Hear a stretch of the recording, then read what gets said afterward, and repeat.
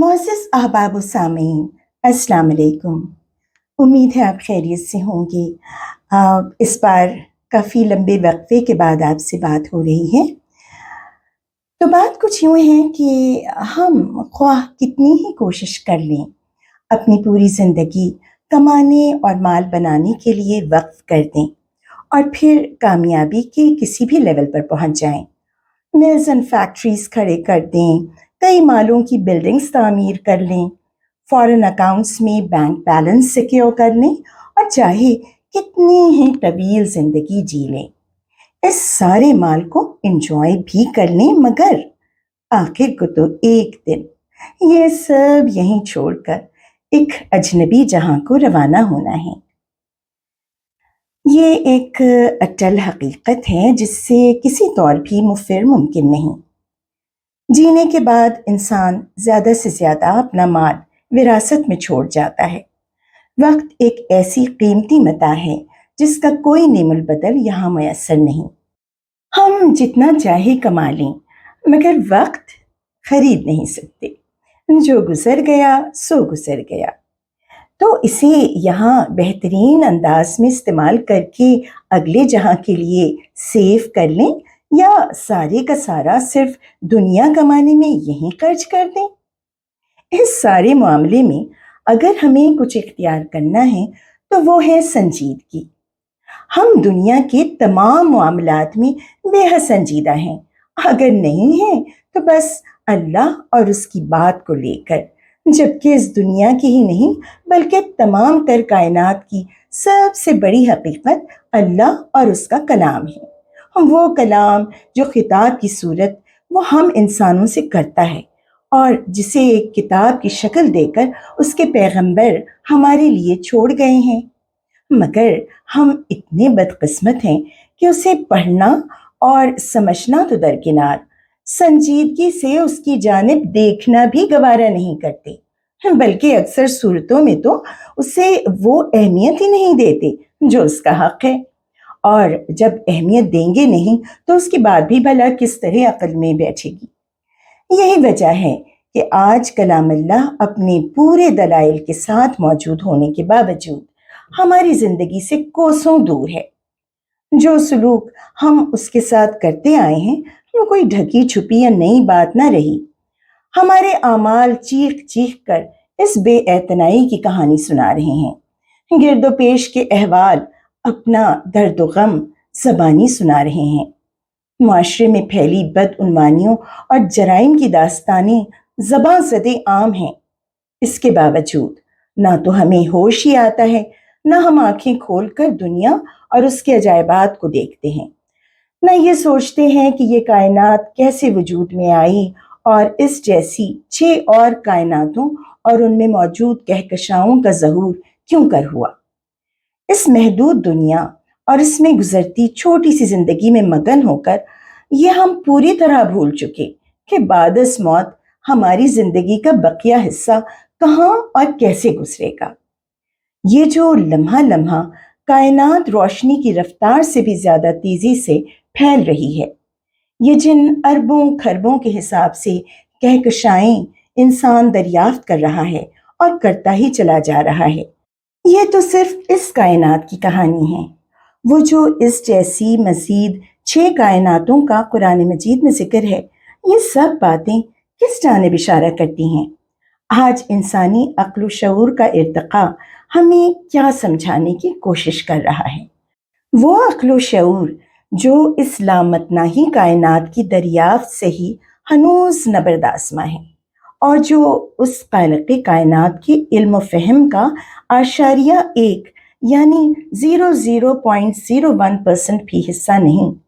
क्या ये हमें उसकी अज़मत के आगे झुक जाने के लिए, सरबसजूद करने के लिए काफ़ी नहीं?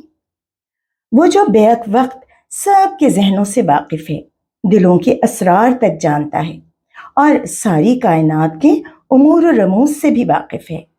कहाँ क्या हो रहा है और कैसे हो रहा है, न सिर्फ ये कि उसके इल्म में है, बल्कि उसके मुताबिक वो बड़े पैमाने पर ये पूरा निज़ाम कायनात भी चला रहा है।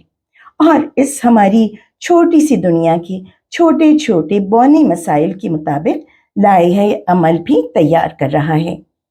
یہاں کا اختیار بے شک اس نے ہم انسانوں کے حوالے کیا ہو، مگر اس کے اذن و اجازت کے بغیر کہیں پتا بھی نہیں ہل سکتا۔ اگر اس کشت خوں کی دنیا میں اس نے کھلی اجازت دے رکھی ہے تو یہی بیشتر انسانیت کو عذاب اخروی میں جھونکنے کے لیے اور ظلم سہ کر بھی راہ ہدایت پر ثابت قدم رہنے والوں کی مختصر تعداد کو ابدی جنتوں سے نوازنے کے لیے بہت کافی ہے۔ رمضان ہی وہ مہینہ ہے جس میں یہ بیش بہا انمول تحفہ، یہ کلام اللہ ہمیں ہمارے خالق کی جانب سے موصول ہوا۔ رمضان چونکہ تزکیہ نفس کا خاص مہینہ ہے، اگرچہ نفس کی پاکیزگی کے لیے نہ ماہ و سال کی قید ہے نہ رات اور دن کی، یہ عمل تو ایسا ہے جو ہمارے مالک و معبود کو ہم سے ہر لمحے زندگی میں مطلوب و مقصود ہے، مگر رمضان میں خصوصی رحمتوں اور برکتوں کا نزول رہتا ہے۔ اسی لیے کلام الہی کا فہم و ادراک اور تذکر اور تدبر نسبتاً آسان ہو جاتا ہے۔ روزے کی حالت میں نفس کی پاکیزگی اپنے عروج پر ہوتی ہے اور بات سیدھی دل تک پہنچتی ہے۔ خواہش تو یہ تھی کہ آپ سے یہ گفتگو ماہ رمضان میں ہوتی، مگر چند ناگزیر وجوہات کی باعث ایسا نہ ہو سکا۔ مگر ہاں، دیر اب بھی نہیں ہوئی، اس سے پہلے کہ ہمارے دل بھی ویسے ہی سخت ہو جائیں جیسے پہلی امتوں کے ہوئے تھے۔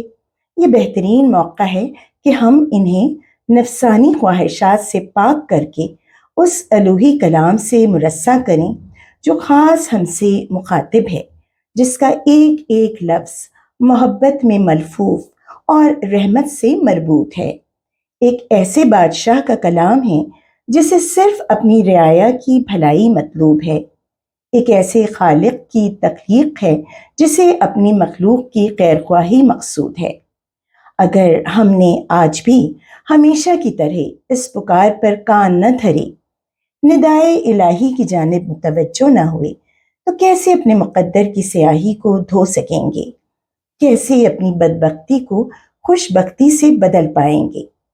ہماری توجہ کی اللہ کو قطعی ضرورت نہیں، وہ تو بے نیاز ہے۔ اگر کسی کو ضرورت ہے تو وہ ہمیں ہے، کیونکہ یہ چند سالہ ادھوری زندگی ہمیں وقتی مسرت و طمانینت کے سوا کچھ نہیں دے سکتی۔ یہ تو محض کسی کہانی کے پیش لفظ کی طرح ہے، کسی مووی کے پریویو کی مانند ہمیں عطا کی گئی ہے، جس کا اصل حصہ تو یہاں سے ہماری روانگی کے بعد ہی ہمیں حاصل ہوگا۔ اور اگر ہم چاہتے ہیں کہ وہ حصہ ان تمام خوبیوں سے مزین ہو جن کا تذکرہ ہمیں کتاب الہی میں اور جن کا وعدہ ہمیں خطاب الہی میں ملتا ہے، تو ہمیں ضرور بالضرور اپنے پروردگار کی ہم سے گفتگو پر بھرپور توجہ دینی ہوگی۔ محض کلام پر سے سرسری گزر جانا نہیں، بلکہ اسے اپنے اندر اتارنا ہوگا۔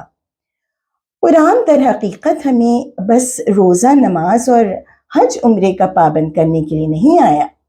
یہ سارے ارکان تو اللہ کی طرف سے عطا کیے ہوئے وہ اسپریچول سپلیمنٹس ہیں جن سے ہم اسٹرانگ اینڈ ہیلدی رہ سکتے ہیں۔ وہ ہتھیار ہیں جن سے لیس ہو کر ہم ہر منفی قوت کا مقابلہ کر سکتے ہیں، پھر چاہے وہ ہمارے اپنے ہی نفس کی ہو یا کوئی بیرونی طاقت ہو۔ مگر المیہ یہ ہوا کہ ہم ان ریچولز اور ٹولز کو اپنا دین بنا بیٹھے ہیں، بجائے اس کے کہ ہم قرآن کے اصل پیغام کو سمجھتے، جو تقوی کو ہمارا رویہ بنانے آیا تھا، ہمارا اوورآل بیہیویئر چینج کرنے آیا تھا۔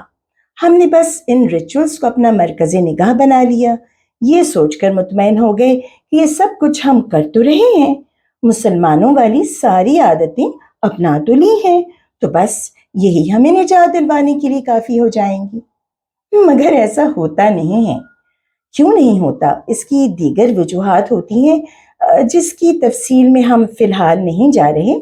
سمجھنے کی بات یہ ہے کہ اصل توجہ ہمیں اپنے کردار کی تعمیر یعنی کیریکٹر بلڈنگ پر دینی ہوگی، خود میں گاڈ کانشسنس کو ڈیولپ کرنا ہوگا، تبھی دنیا میں ہمارے رویے تقوی سے مرصع ہوں گے۔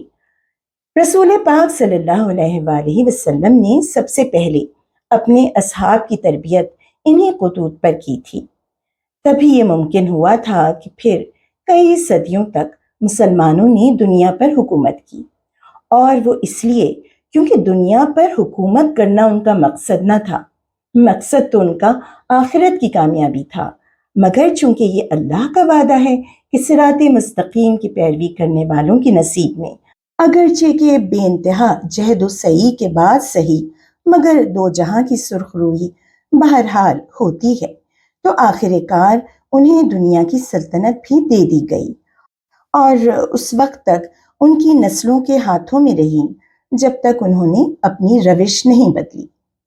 یوں تو یہ تربیت بچپن سے ہی ملنی چاہیے، مگر خیر دیر اب بھی نہیں ہوئی۔ کہتے ہیں نا کہ سانس باقی تو آس باقی۔ ہاں، مگر اگر ہم اب بھی بے حس بنے رہے تو پھر وہ دن دور نہیں جس کی خبر یہ کلام مستقل ہمیں دیتا آیا ہے، دے رہا ہے اور دیتا رہے گا، اور وہی اس سے فائدہ اٹھا سکیں گے جو سنجیدگی کا رویہ اختیار کریں گے اور اس کی پکار پر لبیک کہیں گے۔